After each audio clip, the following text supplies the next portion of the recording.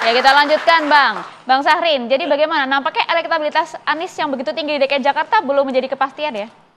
Ya, kalau Anies ini memang yang pertama-tama mendapatkan dukungan partai kan sebenarnya Anies.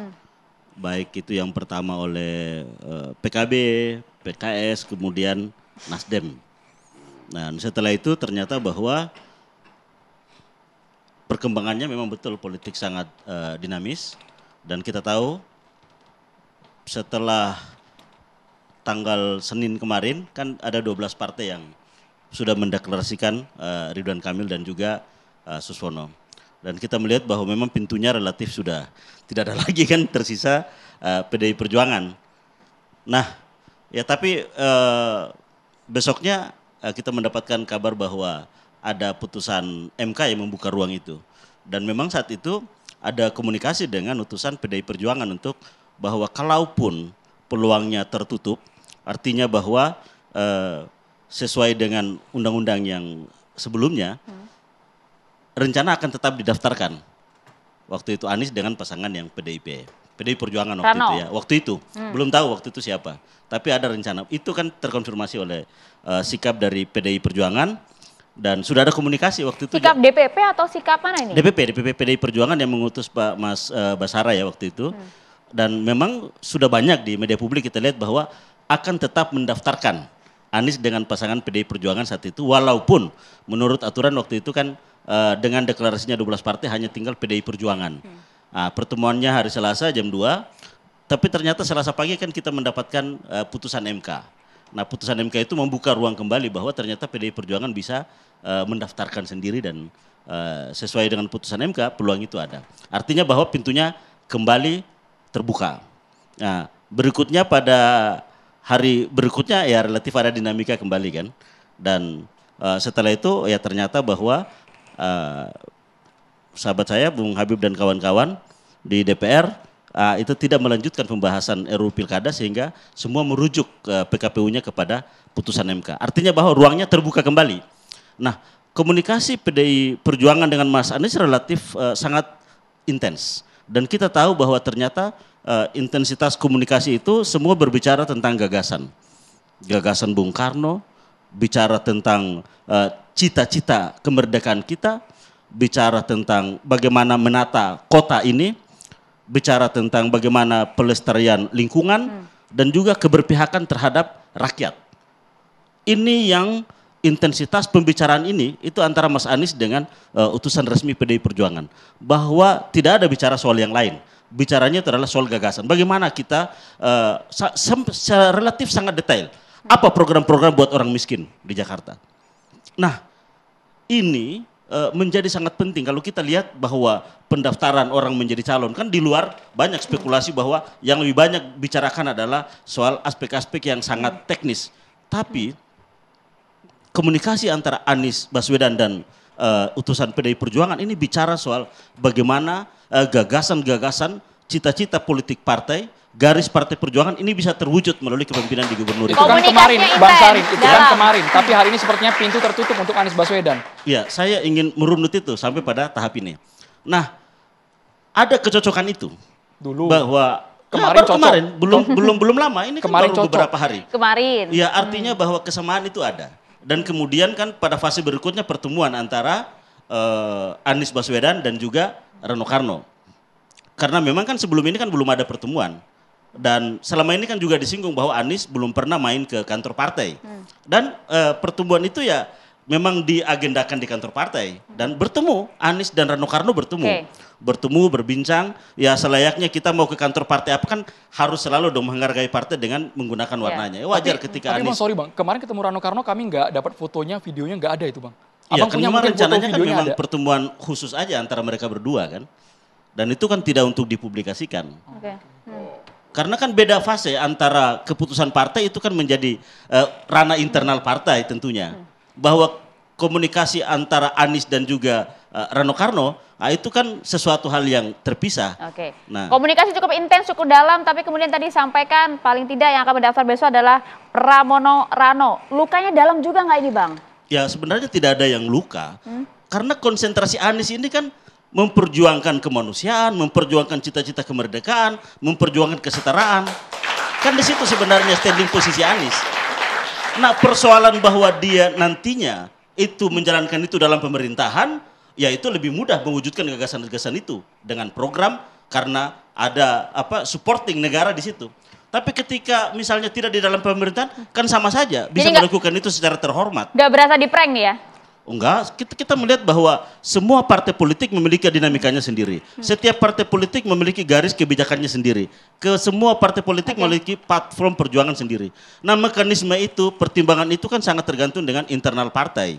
Nah, untuk itu ya Anies tentunya menghargai, menghormati apa yang menjadi putusan partai. Berarti waktu yang tersisa 2 hari ini Bang Sarin, ya. Menurut Abang Anies akan tetap bertarung di pilkada atau langkahnya terhenti sama sekali karena tidak ada kendaraan Bang? Gini, proses demokrasi kita dalam kontestasi pemilu kan tahapannya ada 2. Yang pertama itu adalah fase partai politik dan yang kedua adalah fase warga.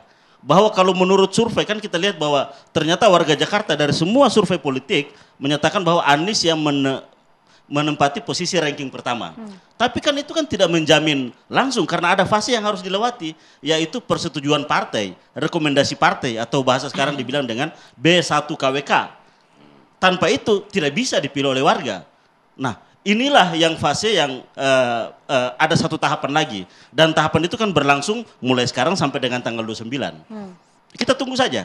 Apakah partai-partai ini akan sesuai dengan aspirasi warga masyarakat, ataukah aspirasi warga masyarakat tidak diametral dengan apa yang menjadi sebentar partai. Maksud Abang, begini, Bang. partai yang sudah bergabung ke Koalisi Indonesia Maju yang tadinya mendukung Anies tiba-tiba ke Kim akan kembali berbalik ke Anies lagi. Maksud Abang gitu? Itu kan bukan ranah kita. Itu kan ranah partai politik. Dari yang tadi Anda sampaikan maksudnya, artinya masih ada peluang itu? Ya gini, kan fasenya sekarang kan fase partai politik. Fasenya warga kan nanti di November. Nah, apakah nanti akan mendukung Anies atau tidak mendukung Anies? Ini kan sangat tergantung dengan partai politik. Nah, kapan negara membuka pendaftaran itu? Nah, tanggal 27 sampai dengan tanggal 29. 2 hari lagi Bang, sempit iya, 2 hari waktunya. lagi. Masalahnya apa? Yang dibawa oleh Anies kan rekam jejaknya. Yang dibawa oleh Anies kan gagasan-gagasannya. Bahwa yang memutuskan Anies maju atau tidak, ya partai politik. Jadi yang patut ditanya adalah ya partai politik. Kan begitu. Karena fasenya adalah partai politik.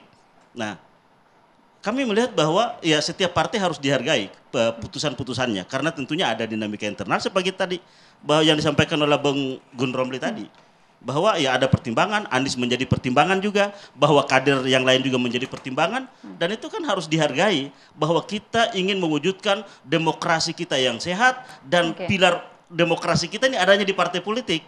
Makanya kesehatan partai politik kan harus kita jaga. Dia berfungsikah sebagai agregator, artikulator dari kepentingan rakyat? Berfungsinya kah? Apakah partai politik menjadi instrumen yang baik untuk melakukan rekrutmen kepemimpinan politik? Apakah partai politik ini betul berhasil membangun pendidikan politik?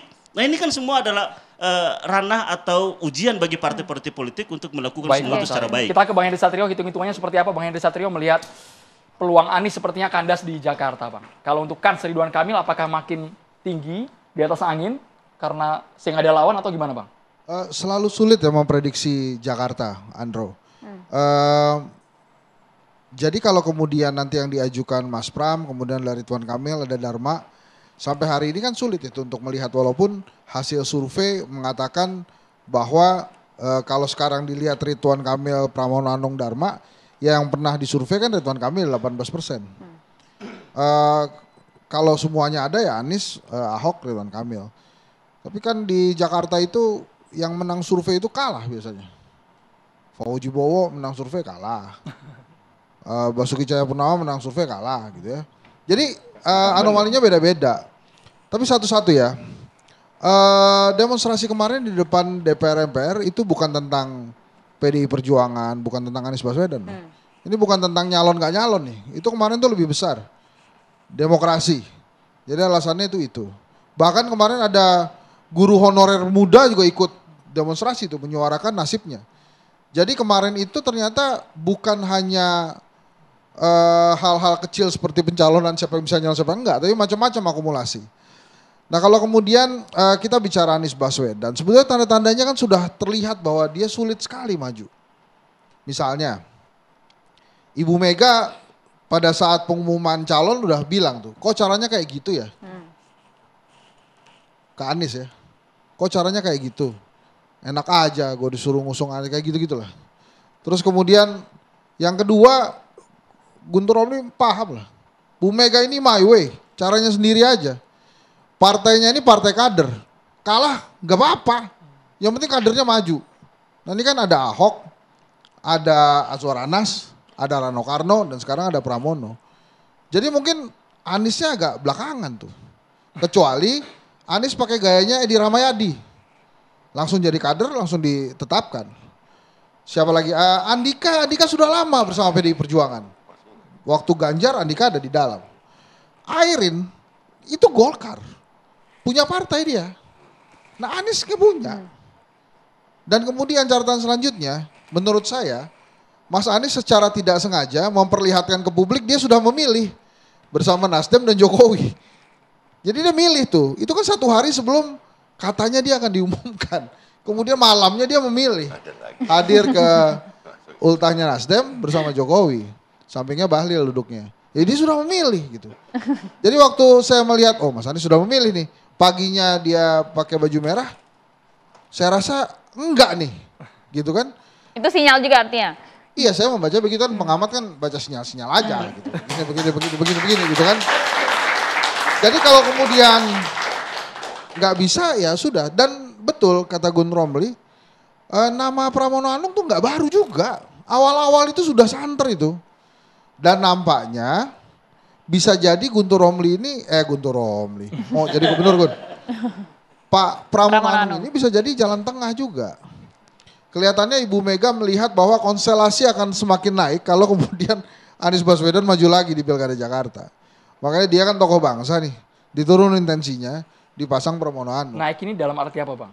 Ya naik lah kalau misalnya Anies Baswedan maju, kan langsung semuanya terbuka. Kemarin demonya itu pasti untuk Anies, padahal kan enggak kan? Padahal enggak. Nah apakah kemudian otomatis Anies Baswedan tertutup karir politiknya? Ya enggak juga gitu kan. Misalnya tadi Pak Prabowo bilang ingin merangkul semua. Kalau tiba-tiba ditawarin kan bisa juga gitu. Terus apalagi ya dia punya 25% kemarin Pilpres. Dia bisa bina itu. Sebelumnya kan ada gerakan Indonesia Mengajar dia bikin, turun tangan dia bikin. Nah, ini sekarang punya 25%. Dia bikin aja. Atau ya memang seperti Pak Prabowo, seperti Surya Paloh bikin partai.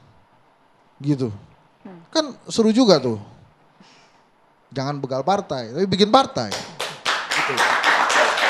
Nah kalau udah bikin partai kan susah senangnya pasti Pak Mas Anies juga tahu. Karena kalau dia masuk ke partai lain, misalnya selain PDI Perjuangan ya, mohon maaf nih. Misalnya ada satu partai, Anies masuk sana.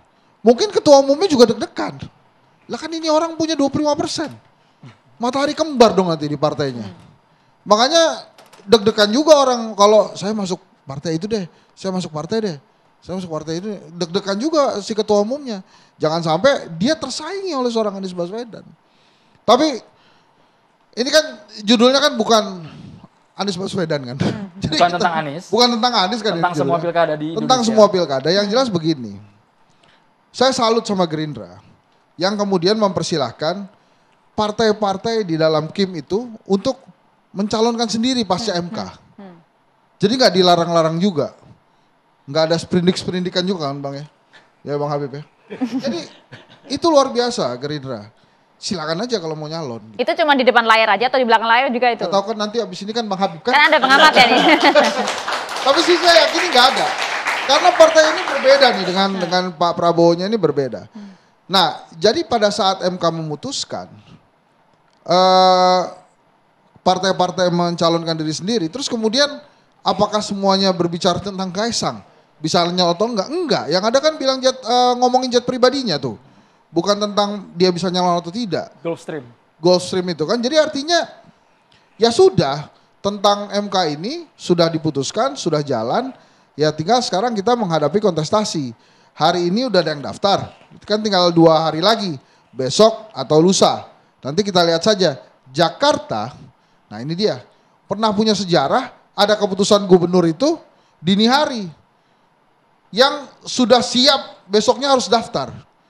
Jadi kalau kemudian Bang Sarin mikir-mikir kelihatannya ini bisa berubah. Ya mungkin aja. Tapi apakah Anies lagi? Kelihatannya enggak gitu. Bisa jadi juga orang lain yang misalnya, kalau saya sih ngelihatnya kalau di partainya Gun Romli ini sulit kalau bukan kader. Jadi mungkin akan kader kecuali memang tiba-tiba Anies Baswedan jadi kader PDI Perjuangan. Yang saya juga nggak yakin itu terjadi sih. Dan yang menarik juga, bukannya di Jakarta, di Banten hari ini yang mengejutkan adalah akhirnya Golkar kembali lagi ke air. Oh iya, itu kan itu atas kebesaran hatinya Gerindra juga kan. Nah, terus wajar aja kalau menurut saya sih aneh kalau Golkar nggak dorong Airin. Menurut hasil survei Kedai Kopi hampir 70% elektabilitasnya Airin. Jadi kalau kemudian Golkar mempersilahkan PDI Perjuangan menikmati sendiri kemenangan itu, ini partai saya bisa garuk-garuk kepala juga. Kenapa bisa begini? Jadi kalau kemudian dia kembali lagi ke dukung Airin, satu catatan saya yang pertama justru aplaus ke Gerindra karena berbesar hati mempersilahkan, ya udah Golkar silakan. Yang kedua, pasti kan juga siap kalah juga Gerindra ini. Yang ketiga, ya udah akhirnya emang ketakutan juga Golkar ala Pak Bahlil ini untuk kehilangan kemenangan di Banten. Kan bisa berkurang semua suaranya itu. Ini fleksibilitas atau kerenggangan? Sesaat lagi Bapak ditanggapi. Oke. Hanya di Catatan Demokrasi.